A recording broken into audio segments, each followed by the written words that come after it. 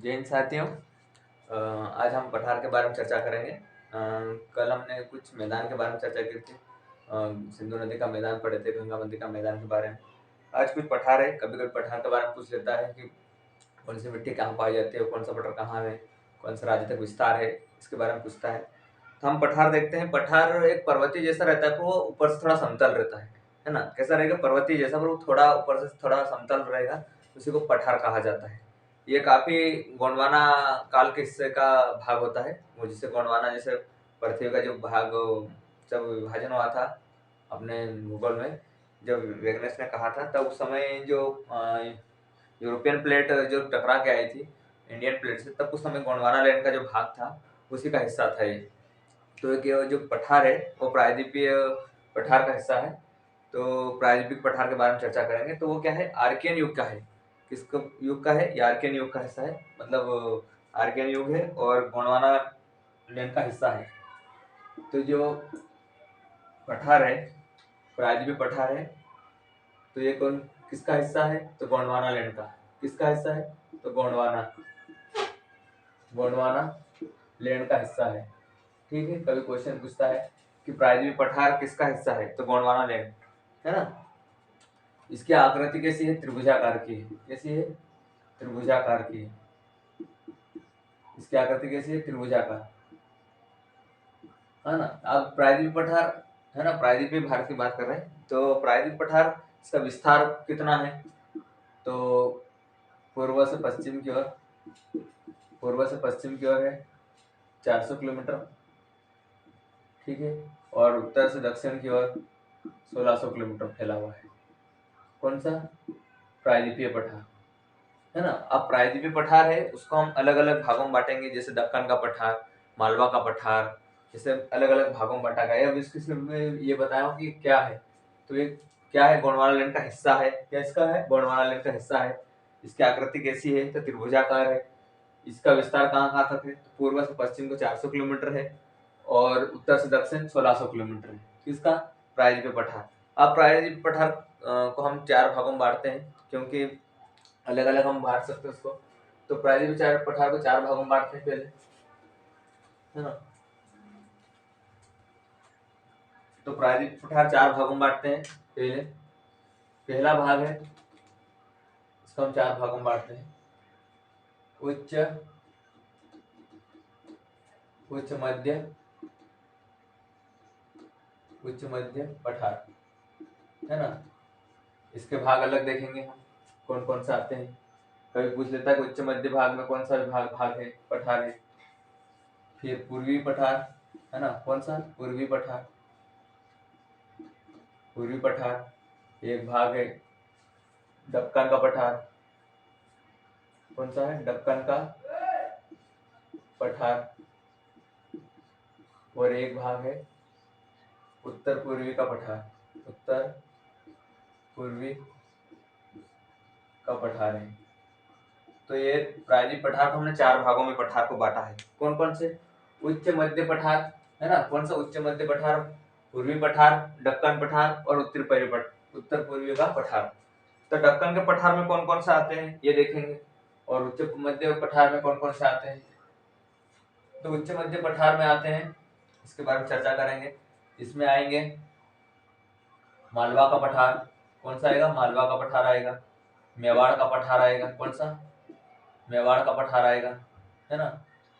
मालवा का पठार। बुंदेलखंड का पठार। कौन सा? बुंदेलखंड का पठार। मालवा का पठार, मेवाड़ का पठार, बुंदेलखंड। इसमें आ जाएगी सतपुड़ा श्रेणी, आ जाएगी सतपुड़ा श्रेणी, विंध्याचल श्रेणी आ जाएगी, है ना। ये चीजें आनी चाहिए। कहाँ कौन सा सर? मालवा का, मेवाड़ का, बुंदेलखंड का, सतपुड़ा श्रेणी आ जाएगी, विंध्याचल श्रेणी आएगी। अब पूर्वी पठार। अब पूर्वी पठार में देखते हैं कौन कौन सा आता है। तो इसमें आता है छोटा नागपुर पठार। कौन सा आता है? छोटा नागपुर का पठार, है ना। कौन कौन से? कभी पूछता है पूर्वी पठार में कौन कौन किसका भाग है। तो छोटा नागपुर पठार, है ना। दंड कारण्य का पठार, कार्य का पठार। ठीक है। फिर यहाँ एक देखो तो रांची का पठार भी आता है। रांची का पठार, रांची का पठार का भाग भी इसमें। फिर हजारीबाग का पठार, हजारीबाग का पठार, ठीक है। ये इसमें भाग आते हैं, रांची का पठार, हजारीबाग का पठार, छोटा नागपुर पठार या मेन है उसमें, दंडकारण्य का पठार कहाँ कहाँ था, पूर्वी पठार में। अब दक्कन के पठार, अब दक्कन के पठार में कौन कौन से आते हैं उसके बारे में चर्चा करते हैं। तो दक्कन के पठार में आते हैं, वो बात करते हैं हम, इसमें कौन कौन से आते हैं। ये पूर्वी पठार आ गया, कौन कौन सा, ये पूर्वी का भाग है, ठीक है। और ये उच्च मध्य सागर, मध्य पठार है, ठीक है। अब ये दक्कन के पठार के बारे में चर्चा करते हैं अपन। तो दक्कन के पठार में आता है दक्कन ट्रेप, है ना। फिर आता है कर्नाटक, कर्नाटक का पठार, है ना, कर्नाटक का पठार, इसी को मैसूर का पठार बोलते हैं, धारवाड़ का पठार भी इसी को बोलते हैं। फिर आंध्र प्रदेश का पठार, या इसी को बोलते तेलंगाना का पठार। ये कौन कौन से भाग है, दक्कन का पठार के भाग है। दक्कन ट्रेप, कर्नाटक का पठार, आंध्र प्रदेश का पठार या तेलंगाना का पठार, इसी में आता है ना। अब ये वाला देखते हैं अपन, उत्तरी पूर्वी में आता है, एक ही पठार आता है, शिलोंग का पठार, या फिर इसको मेघालय का पठार बोलते हैं, मेघालय का पठार, ठीक है। तो हमने प्रायद्वीप के भाग देखे, हम कितने भाग है, 4 भागों में बांटा हमने। कौन कौन से, उच्च मध्य भागर, उच्च मध्य पठार, पूर्वी पठार, दक्कन का पठार और उत्तरी पूर्वी का पठार। अब उच्च मध्य पठार में कौन कौन से भाग है, तो मालवा का पठार, मेवाड़ का पठार, बुंदेलखंड का पठार, सतपुड़ा का पठार, विंध्याचल श्रेणियां इसी में आती है ना। अब ये पूर्वी पठार में छोटा नागपुर पठार, दंडकारण्य का पठार, रांची का पठार, हजारीबाग का पठार। दक्कन का पठार में दक्कन ट्रेप, कर्नाटक का पठार, आंध्र प्रदेश का पठार, है ना। कुछ मैदान भी आते हैं, बहुत सारे मैदान भी जो कर्नाटक के नीचे आते हैं, कर्नाटक और आंध्र प्रदेश के पठार के नीचे मैदानी क्षेत्र है। जैसे धारवाड़ का मैदान बोलते हैं, रॉयल सागर का, इसमें एक और पठार आ जाता है, रॉयल सीमा का पठार, जो आंध्र प्रदेश पठार के नीचे आता है। फिर उत्तर पूर्वी पठार में देखते हैं शिलोंग और मेघालय का पठार। अब इनको हम नक्शे में थोड़ा सजाएंगे कि भाई कहाँ कहाँ क्या स्थित है, यह हमने उसका भाग देखा है ना। तो अब हम उसको थोड़ा नक्शे के बारे में चर्चा करेंगे, फिर एक एक चीज को हम पढ़ेंगे।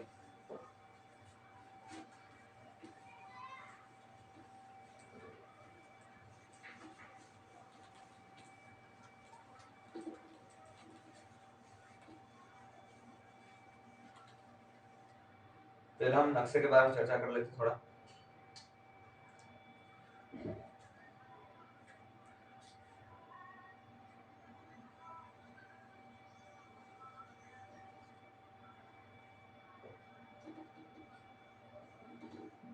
ठीक है, ये हमारा नक्शा है, कोशिश करना थोड़ा, ठीक है। हाँ, पहला प्रायद्वीपीय लेंगे, तो यहाँ से हम पढ़ेंगे कौन सा, उच्च मध्य का पठार का भाग लेंगे। तो यहाँ पे आएगा मेवाड़ का पठार, कौन सा होगा, मेवाड़ का पठार। फिर यहीं पे आ जाएगा हमारा मालवा का पठार, ये मालवा का पठार आ गया, है ना। यहीं पे है ये बुंदेलखंड का पठार, कौन सा, बुंदेलखंड का पठार। और यहाँ पे है बघेलखंड, जो उच्च मध्य पठार और पूर्वी पठार को अलग करता है। अब पूर्वी पठार को हम देखेंगे यहीं पे, तो पूर्वी पठार थोड़ा छोटा छोटा ले लेते हैं अपन, तो क्या बेटर रहेगा।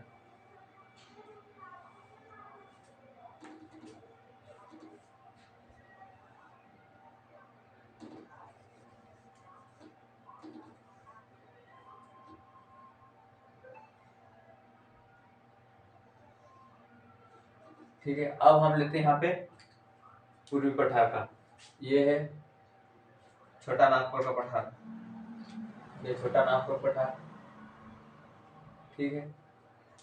काफी विस्तार है इसका, ठीक है, यहीं पे एक दंडकारण्य का पठार ये। फिर ये किसका है, दक्कन का पठार।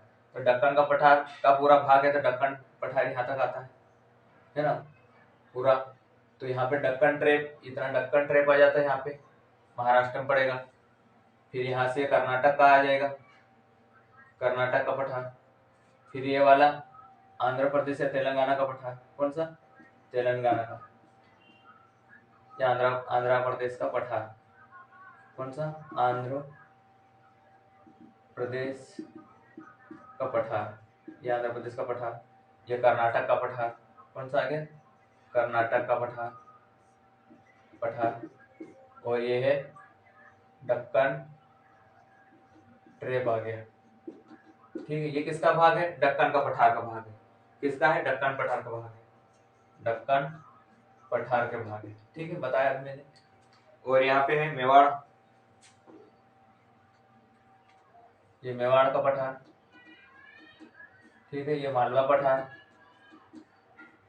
और यहाँ पे बुंदेलखंड, कौन सा है, बुंदेलखंड का पठार, बुंदेलखंड का पठार।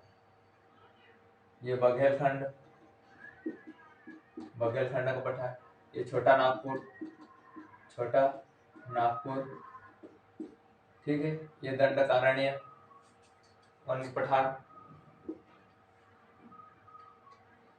दंडकारण्य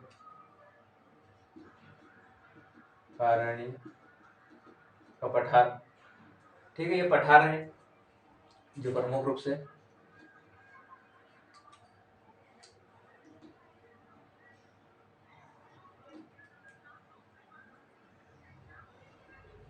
ठीक है। और पूरी पठार जो शिलांग पड़ेगा इस साइड में आएगा, ये हमारे प्रमुख पठार है। हम एक एक बार पठार के बारे में चर्चा करेंगे, कौन सा पठार कहाँ है। ठीक है, तो हम पहले लेते हैं मालवा का पठार। सबसे शुरू स्टार्टिंग हम मालवा के बारे में पढ़ेंगे, क्योंकि हम मध्य प्रदेश पढ़ रहे हैं। तो हम मालवा के पठार के बारे में चर्चा करेंगे। किसकी पठार की चर्चा करेंगे, मालवा के पठार, है ना, किसके, मालवा के पठार।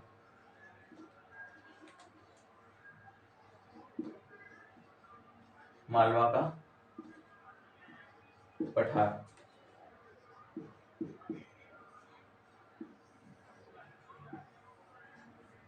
और यहाँ पे उच्च पद्य मेवाड़ के पठार के साइड में है अरावली पर्वत, है ना, कौन सी, अरावली पर्वत है। अरावली पर्वत के साइड में मेवाड़ का पठार लगता है। मालवा का पठार, मालवा का पठार मुख्य रूप से मध्य प्रदेश में पड़ता है। मध्य प्रदेश और राजस्थान को थोड़ा टच करता है ना। तो मुख्य रूप से कहाँ पे है, तो इसका विस्तार कहाँ है, पहले विस्तार देखते हैं। तो विस्तार है, पहले एक एक पढ़ रहे हैं। विस्तार, इसका विस्तार देखेंगे तो कहाँ तक है, मध्य प्रदेश, ठीक है, और राजस्थान में थोड़ा सा पड़ता है। पर मुख्यतः पूछेगा, मुख्यतः कहाँ पे है, तो मध्य प्रदेश में, मालवा का पठार। अब मालवा का पठार ये ज्वालामुखी के लावा से इसका निर्माण हुआ है। किसके हुआ है, मालवा के पठार का निर्माण किससे हुआ है, निर्मित किसका हुआ है, निर्मित बोले निर्मित या निर्माण, तो ये ज्वालामुखी के लावा से हुआ है। किसके, ज्वालामुखी के लावा से हुआ है, लावा से हुआ है। और ये यहाँ पे कौन सा चट्टान है, बेसाल्ट चट्टान है। कौन सी, बेसाल्ट, बेसाल्ट चट्टानें पाई जाती है, बेसाल्ट चट्टानें पाई जाती है ना। इस कारण ये कैसी, इसकी मृदा कैसी है, काली मृदा है। कैसी मृदा है, काली मिट्टी पाई जाती है यहाँ पे। कौन सी पाई जाती है, काली मिट्टी पाई जाती है। कैसा पूछेगा, मालवा का पठार कहाँ तक विस्तार है, तो मध्य प्रदेश और राजस्थान। मुख्यतः कहाँ पे है, तो मध्य प्रदेश में, है ना। मालवा कहाँ, ये यहाँ पे मालवा का पठार। तो विस्तार मध्य प्रदेश राजस्थान, मुख्यतः मध्य प्रदेश में। अब इसका निर्माण कैसे हुआ है, तो इसका निर्माण हुआ है ज्वालामुखी के लावा, ज्वालामुखी के लावा फटने से हुआ है, ज्वालामुखी फटने से उसका लावा से हुआ है। यहाँ बेसाल्ट चट्टानें हैं जो प्रमुख रूप से काली मृदा पाई जाती है, क्योंकि ये लावा है तो काली मिट्टी स्वाभाविक है ना। काली मिट्टी का निर्माण। कभी कोई पूछता है मालवा पठार का आकार कैसा है, तो थोड़ा त्रिभुजाकार है। किसा, क्या पूछेगा, आकार, कभी आकार पूछता है, उसकी आकृति पूछता है, तो किसी है, त्रिभुजाकार है, त्रिभुजाकार है। कहाँ तक विस्तार है, कभी कभी पूछता है, विस्तार भी पूछ लेता कभी। तो विस्तार, इसका विस्तार है ये तो मेरा राज्यों का बताया हूँ। अब कभी विस्तार इसके पूर्व में, इसके पश्चिम में कौन सा है? मेवाड़ का पठार। कौन सा है? मेवाड़ का पठार है। ठीक है। इसके पूर्व में है क्या है? इसके पूर्व में है बघेलखंड। क्या है? बघेलखंड। बघेलखंड और बुंदेलखंड है। कौन है? बुंदेलखंड है। इसके दक्षिण में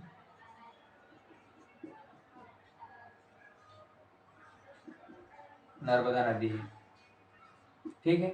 यदि एक क्वेश्चन पूछता है कि कौन से पठार को दो भागों में बांटते हैं, तो कर्क रेखा क्या?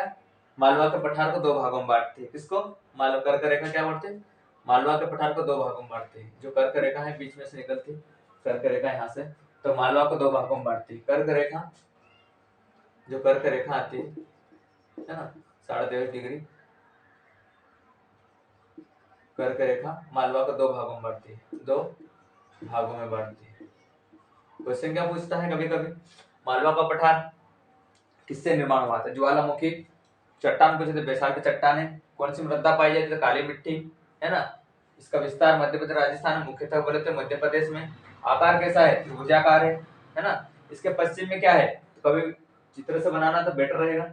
मालवा के पश्चिम में है मेवाड़, पूर्व में है बुंदेलखंड और बघेलखंड, दक्षिण में नर्मदा नदी निकली हुई। ठीक है। यहाँ पे दक्षिण में नर्मदा नदी लिखे। अब पूछता है कि मालवा का पठार को दो भागों में बांटने वाली रेखा कौन सी है? तो कर्क रेखा। कौन सी रेखा है जो मालवा को दो भागों में बांटती है? तो कर्क रेखा। ठीक है। जो मालवा के पठार को दो भागों में बांटती है। हम ये मालवा के बारे में पढ़े हैं। कभी नदी पूछ ले, नदियां कौन कौन सी मालवा के पठार में है? कौन सी नदियां पूछ ले, है ना। कौन कौन सी नदियां हैं मालवा के पठार में? नदियां पूछ ले तो क्षिप्रा है। कौन सी? क्षिप्रा है, काली सिंध है, काली सिंध है, पार्वती है, काली सिंध है, क्षिप्रा है, पार्वती है, काली सिंध है ना, बेतवा है। ये नदियां प्रमुख रूप से यहाँ मालवा के पठार में बहती है ना। कौन कौन सी? क्षिप्रा है, काली सिंध है, पार्वती है और बेतवा है। अब मालवा के पठार के, है ना, मालवा का पठार हमने पढ़ा है, उसके बारे में जान लिया है कि क्या क्या है। उसकी डिटेल मैंने दे दी है। कभी कभी क्वेश्चन पूछ लेता है कि किससे निर्माण हुआ है, तो ज्वालामुखी, बैसाल्ट चट्टान है। कौन सी मृदा पाई जाती है? तो काली मिट्टी। आकार कैसा है? त्रिभुजाकार। पश्चिम में क्या? मेवाड़, पूर्व में बघेलखंड, बुंदेलखंड, दक्षिण में नर्मदा नदी है ना। नदियां पूछे तो शिप्रा नदी, काली सिंध, पार्वती, बेतवा, ये नदियां वहां प्रमुख रूप से बहती है। ठीक है। अब मालवा का पठार देखा, मेवाड़ का पठार के बारे में चर्चा करते हैं। एक हम हर पठार के बारे में चर्चा करेंगे, कौन कहाँ है, क्योंकि चित्र से समझेंगे तो बेटर रहेगा। अब मेवाड़ का पठार तो इसका देखेंगे, मेवाड़ के पठार को, मेवाड़ के पठार, है ना। तो मेवाड़ का पठार मुख्यतः कहाँ है? कौन सा? मेवाड़ का पठार कहाँ है मुख्यतः? मुख्यतः ये राजस्थान में पड़ता है। कहाँ है? मुख्यतः राजस्थान में।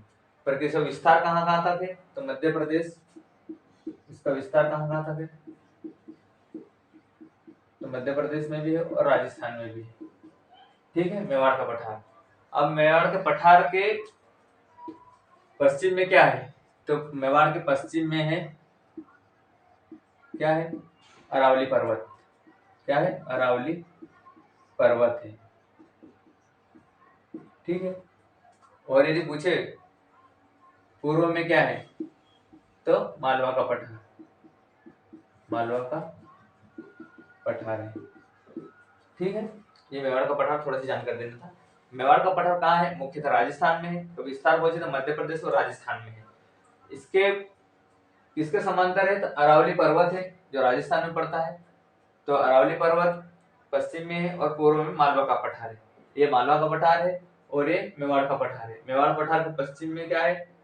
अरावली पर्वत ये है और ये मालवा है उसके पूर्व में। ठीक है। अब हम देखते हैं बुंदेलखंड के बारे में चर्चा करते हैं।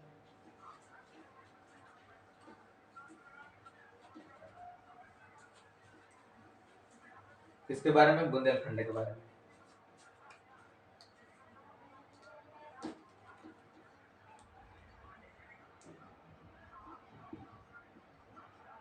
बुंदेलखंड, ठीक है। बुंदेलखंड के बारे में, बुंदेलखंड के पठार के बारे में चर्चा करेंगे। तो ये ग्रेनाइट और नीच चट्टानों से इसका निर्माण किया हुआ है। इसका निर्माण हुआ है, तो पहले तो विस्तार देख लेते हैं, कहाँ कहाँ विस्तार है इसका। तो इसका विस्तार देखते हैं, तो विस्तार देखते हैं पहले, कहाँ कहाँ विस्तार है इसका। जो बुंदेलखंड यहाँ पे है, मध्य प्रदेश में भी पड़ता है और यूपी में भी पड़ता है। कहाँ पे विस्तार, इसका विस्तार कहाँ कहाँ तक है? तो ये मध्य प्रदेश में पड़ेगा थोड़ा बहुत, और थोड़ा यूपी में आता है, ठीक है। बुंदेलखंड, बुंदेलखंड पठार को क्या सबसे प्राचीन पठार कहा जाता है? क्या कहा जाता है बुंदेलखंड को?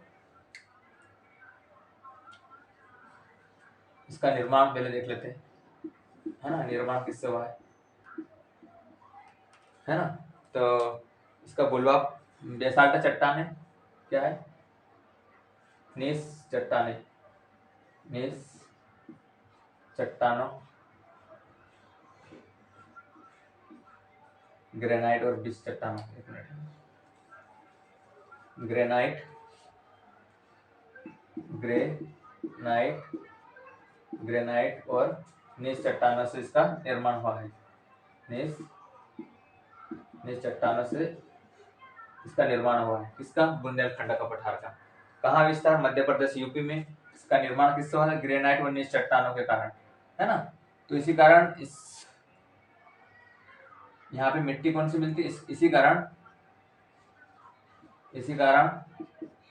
यहाँ पे मिट्टी कौन सी मिलती है? ग्रेनाइट और नीच चट्टानों के अपक्षय के कारण, मतलब अपघटन के कारण निर्माण होता है। तो कौन सी मिट्टी होती है? जलोढ़ मिट्टी। कौन सी मिट्टी? जलोढ़ मिट्टी, जलोढ़ मिट्टी और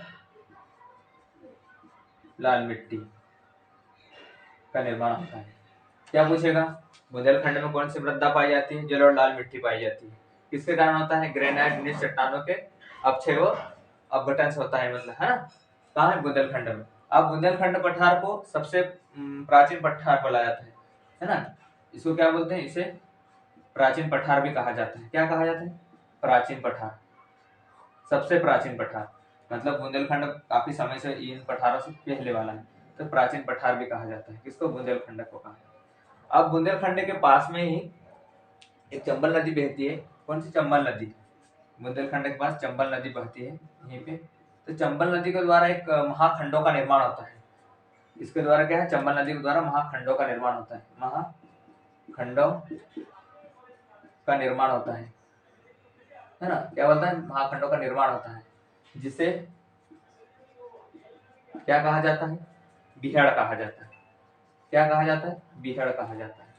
कभी कभी क्वेश्चन का है बनता है, महाखंडों को क्या कहा जाता है? तो बीहड़ कहा जाता है। कहाँ पे? भिंड मुरैना में पड़ता है। तो क्या पूछेगा बुंदेलखंड के बारे में चर्चा? इसका विस्तार मध्य प्रदेश और यूपी में है। इसका निर्माण ग्रेनाइट व नीच चट्टानों से हुआ है, और इसी के अपघटन व अपक्षयन से, है ना, अपक्षयन से क्या हुआ है? जलोढ़ मिट्टी और लाल मिट्टी का निर्माण होता है, ठीक है। और इसी बुंदेलखंड को सबसे प्राचीन पठार है, सबसे प्राचीन पठार भी कहा जाता है बुंदेलखंड को। अब बुंदेलखंड के पास में ही चंबल नदी बहती है, उसी के द्वारा महाखंडों का निर्माण होता है, जिसे बीहड़ कहा जाता है, ठीक है। हम ये बुंदेलखंड के बारे में चर्चा की। अब देखते हैं आगे बघेलखंड के बारे में। हम उच्च मध्य पठार के बाद कर रहे हैं अभी फिलहाल में। अब हम देखते हैं बघेलखंड का पठार। एक एक पठार को पढ़ा रहा हूं मैं। कौन सा? बघेलखंड, बघेलखंड के बारे में चर्चा कर रहे हैं, ठीक है। अब बघेलखंड ऐसा पठार है ना। बघेलखंड के बारे में थोड़ा बताता हूँ। ये यहाँ पे बघेलखंड है, जो यहाँ पे ऐसा रहेगा, है ना। बघेलखंड पूर्वी पठार और उच्च मध्य पठार को अलग करता है। किसको अलग करेगा? बघेलखंड पूर्वी पठार, है ना, पूर्वी पठार और मध्य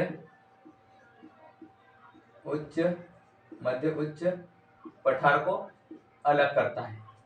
किसको अलग करेगा? ये वाला पूर्वी उच्च मध्य का भाग है यहाँ से, ठीक है, ये वाला, और ये बगल खंड का पठार है, तो इनको अलग करता है यहाँ पे। तो ये किसका हिस्सा है? पूर्वी पठार का हिस्सा है ये वाला, इतना यहाँ से छोटा नागपुर पठार, दंडकारण्य पठार, रांची का पठार आता है, तो ये किसका है? पूर्वी भाग है, ठीक है। और ये उच्च मध्य पठार का है, तो ये बीच में बघेलखंड है, तो बघेलखंड पूर्वी पठार और मध्य उच्च पठार को अलग करने का काम करता है। कौन? बघेलखंड का पठार, ठीक है। इसका निर्माण गोला पत्थर, इसका निर्माण हुआ है, या फिर विस्तार देखते हैं। विस्तार कहाँ कहाँ है? तो खास करके मध्य प्रदेश और छत्तीसगढ़ तक फैला हुआ है ना। इसका निर्माण हुआ है, किससे निर्माण हुआ है? अब इसका निर्माण देखते हैं। तो निर्माण हुआ है बुलवा पत्थर, किससे? बुलवा पत्थर, बुलवा पत्थर से, किससे है? बुलवा पत्थर से। क्वेश्चन क्या पूछेगा? बघेलखंड किसको विभाजित करता है? तो पूर्वी पठार और मध्य उच्च पठार को। विस्तार कहाँ का है? मध्य प्रदेश और छत्तीसगढ़ में। इसका निर्माण कहाँ हुआ है?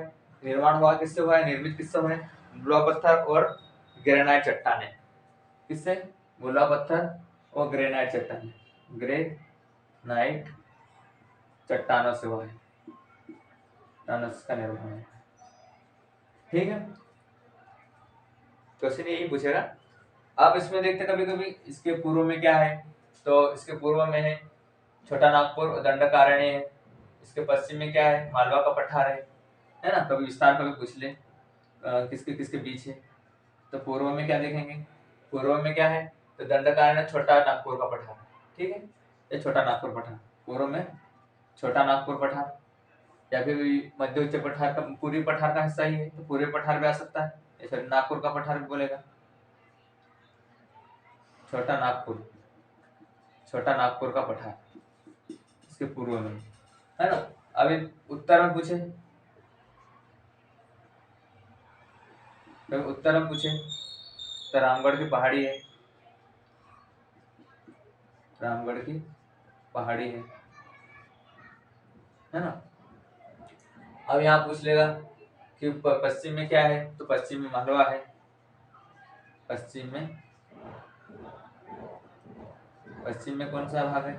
तो मालवा है, क्या है? मालवा है। यही से नक्शे से पता चलेगा, कभी नक्शे से पढ़ाएगा तो ठीक बेटर है। बघेलखंड के पूर्व में क्या है? तो छोटा नागपुर पठार है ना। दक्षिण में बुंदेलखंड या फिर रामगढ़ की पहाड़ी भी है ना। और मालवा का पठार किसके इधर पड़ेगा? पश्चिम में पड़ेगा। ये कभी नक्शे से रहेगा तो बेटर रहेगा। तो क्या क्या पूछेगा? बघेलखंड पूर्वी पठार और मध्य पठार को अलग करता है ना, दोनों को। विस्तार कहाँ है? मध्य प्रदेश छत्तीसगढ़ में। इसका निर्माण हुआ है बुलवा पत्थर और ग्रेनाइट चट्टानों से हुआ है। ये इसका वो दिखा दिया मैंने। पूर्व में क्या है? छोटा नागपुर का पठार है। या फिर ये नहीं पूछे तो पूछेगा पूर्वी पठार। क्या पूछेगा? पूर्वी पठार, ठीक है। उत्तर में रामगढ़ की पहाड़ी, पश्चिम में मालवा का पठार, ठीक है। ये क्वेश्चन मैंने छोटा नागपुर के बारे में बताया, सॉरी बघेलखंड के बारे में बताया। अब हम देखते हैं दक्कन ट्रेप या फिर छोटा नागपुर पठार। पहले छोटा नागपुर पठार देखते हैं, पूर्वी भाग देखते हैं। किसका भाग देखते हैं? पूर्वी भाग।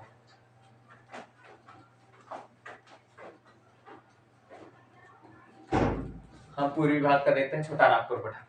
कौन सा भाग देखते हैं? छोटा नागपुर पठार,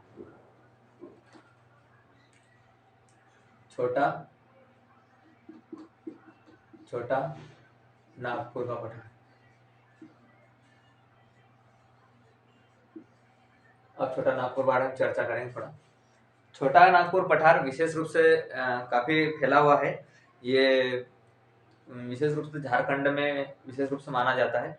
तो झारखंड में है, इधर फिर छत्तीसगढ़ में पड़ता है, उड़ीसा में पड़ता है, पश्चिम बंगाल में पड़ जाता है, यूपी में पड़ता है और बिहार में पड़ता है। तो इसका विस्तार मुख्य रूप से कहाँ है? मुख्य रूप से विस्तार बोले तो इसका विस्तार काफी लंबा फैला हुआ है। तो झारखंड विशेष रूप से, बिहार, ठीक है, छत्तीसगढ़, यूपी और पश्चिम बंगाल, इन राज्यों में फैला हुआ है। कौन? छोटा नागपुर पठार। अब छोटा नागपुर पठार यहाँ पे ये फेमस क्यों है, इसके बारे में थोड़ा चर्चा करते हैं। छोटा नागपुर पठार फेमस इसलिए है क्योंकि यहाँ खनिजों की मात्रा काफी मात्रा में पाई जाती है। किसकी? खनिजों की मात्रा। यहाँ पे सर्वाधिक मात्रा में क्या मिलता है? सर्वाधिक मात्रा में सर्वाधिक रूप से खनिज मिलता है, खनिज संपदा मिलती है ना। इसी कारण से इसे भारत का रोर कहा जाता है। रोर कहा जाता है। क्यों कहा जाता है रोर? है ना, रोर का मतलब है कि वहाँ काफी खनिज संपदा, एक वहाँ का अमेरिका का एक क्षेत्र है, उसी के आधार पर इसको रखा गया है रोर। इसीलिए कहा जाता है कि छोटे नागपुर पठार में सर्वाधिक मात्रा में खनिज पाए जाते हैं। खनिज होने के कारण इसे भारत का रोर कहा जाता है ना। भारत के क्या कहा जाता है? भारत का रोर कहा जाता है। ठीक है, रोर कहा जाता है। अब इसी छोटे नागपुर पठार में नर्मदा दामोदर नदी, कौन सी नदी? दामोदर नदी का बेसिन है। किसी क्या बेसिन है? दामोदर नदी का बेसिन है ना। और यही नदी है जो रांची के पठार और हजारीबाग पठार को अलग करती है। कौन सी? दामोदर नदी। तो दामोदर नदी के बेसिन में काफी कोयला का क्षेत्र फैला हुआ है ना। दामोदर नदी के बेसिन में क्या मिलता है? कौन सा खदान में खनिज मिलता है? तो कोयला क्षेत्र बहुल मात्रा में बहुलता से पाया जाता है।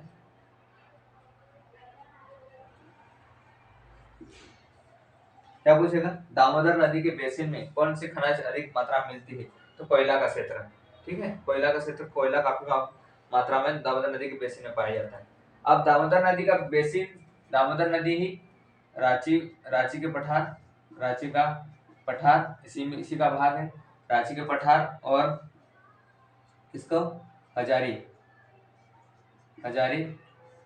का पठार को अलग करती है। कौन? दामोदर नदी।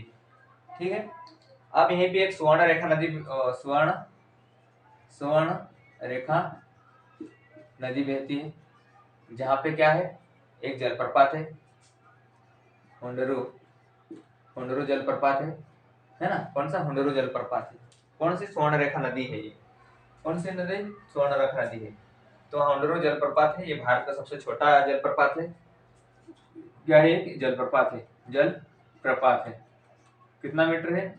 99 मीटर का है। तो कभी कभी पूछता है सबसे छोटा जलप्रपात कौन सा? हुंडरू जलप्रपात है। कौन सी नदी है? तो स्वर्ण रेखा, मैंने पहले बताया था, स्वर्ण रेखा नदी है। कहाँ पे है? तो कौन सी नदी है? कभी नदियों के बारे में पूछे, छोटा नागपुर पठार में कौन कौन सी नदियां हैं? तो दामोदर नदी है, स्वर्ण रेखा नदी है, प्रमाणी नदी है, श्रावणी नदी है, ये नदियां हैं। तो मैं दामोदर नदी का बेसिन में कौन सा खनिज संपदा सर्वाधिक है? तो कोयला का क्षेत्र है ना। और रांची का पठार और हजारी पठार को दोनों को अलग करती है कौन? दामोदर नदी करती है। और स्वर्ण रेखा नदी के पे एक जलप्रपात है, हुंडरू जलप्रपात, जो भारत का सबसे छोटा जलप्रपात है। हमने छोटा नागपुर पठार के बारे में चर्चा की। अब हम देखते हैं दंडकारण्य पठार के बारे में। हाँ, तो छोटा नागपुर पठार के बारे में चर्चा करें। अब इसको कभी चोटी पूछ लेता है, तो यहाँ इसकी चोटी है, छोटे नागपुर पठार की चोटी कोई पूछता है क्वेश्चन, तो इसकी चोटी है पारसनाथ की चोटी। किसकी है? पारसनाथ की चोटी है, पारसनाथ की चोटी है, जो जैन धर्म से संबंधित है और जैन धर्म का धर्म स्थल भी यहाँ ही भी है। पारसनाथ की चोटी कहाँ पे? छोटा नागपुर पठार। हम देखते हैं दंडकारण्य का पठार के बारे में चर्चा करेंगे।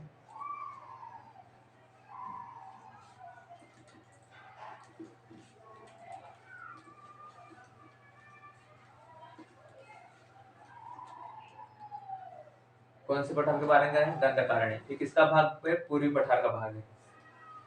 किसका? दंडकारण्य।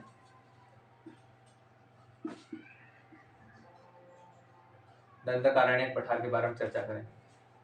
तो ये पठार, दंडकारण्य पठार, छोटे नागपुर पठार के पास ही में है और बगलखंड के पूर्व में पड़ता है।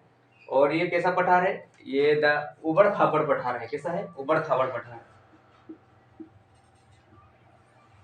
ये आर्कियन युग के समय निर्मित हुआ था। और कैसा पठार है? ये पठार बड़ा उबड़ खाबड़ पठार है, उबड़ खाबड़ पठार। और अनउपजाऊ अनउपजाऊ है, अनउपजाऊ पठार है ना। कैसा है? अनउपजाऊ क्षेत्र है। कैसा है पठार? दंडकारण्य पठार काफी झाड़ियों और इससे संबंधित है, झाड़ियां वाड़ियां काफी है इसमें, तो दंडकारण्य पठार उबड़ खाबड़ पठार है। और कैसा है? अनउपजाऊ क्षेत्र है। कैसा है? किसी प्रकार की खेती वगैरह नहीं की जाती। कहाँ पे? दंडकारण्य पठार। दंडकारण्य पठार कहाँ पे पड़ता है? तो छोटा नागपुर पठार के दक्षिण में है ना। कहाँ पे पड़ेगा? इसका विस्तार या देखते हैं, विस्तार देखते हैं पहले। तो विस्तार कहाँ का है?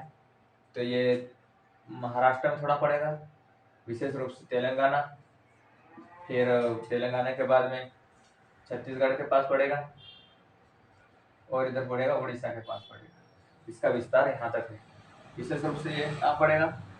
छत्तीसगढ़, तेलंगाना, महाराष्ट्र और उड़ीसा में फैला हुआ है। कौन सा? दंडकारण्य। कैसा है? उबड़ खाबड़ पठार है और अनउपजाऊ क्षेत्र है। कैसा है? अनउपजाऊ क्षेत्र है ना। दंडकारण्य में एक नदी निकलती है, साबरमती नदी है, जो वहां से निकलती है। तो वहीं पे एक जलप्रपात है, चर्चा जलप्रपात है, इसी वन में है। कौन सा? सॉरी, वो नियाग्रा फॉल बोलते हैं, भारत का नियाग्रा फॉल या जलप्रपात यहीं पे है। कहाँ पे है? दंडकारण्य में। ठीक है, शरावती नदी है, शरावती नदी पे। कहाँ पे? नियाग्रा जलप्रपात, जो भारत का नियाग्रा जलप्रपात कहते हैं। कहाँ पे? दंडकारण्य वन में। कैसा है? विस्तार कहाँ तक? महाराष्ट्र, तेलंगाना, छत्तीसगढ़, उड़ीसा में। कैसा है? उबड़ खाबड़ है और अनउपजाऊ क्षेत्र है ना। अभी हमने किसकी बात करी? पूर्वी भाग करी, ये पूर्वी वाली भाग हुई। अब हम दक्कन के पठार के बारे में चर्चा करेंगे। तो दक्कन के पठार के बारे में कल विस्तार से और देखेंगे। और हमारा इस वीडियो अच्छा लगे उसे लाइक करें, शेयर करें, कमेंट करें। Thank you. जय हिंद।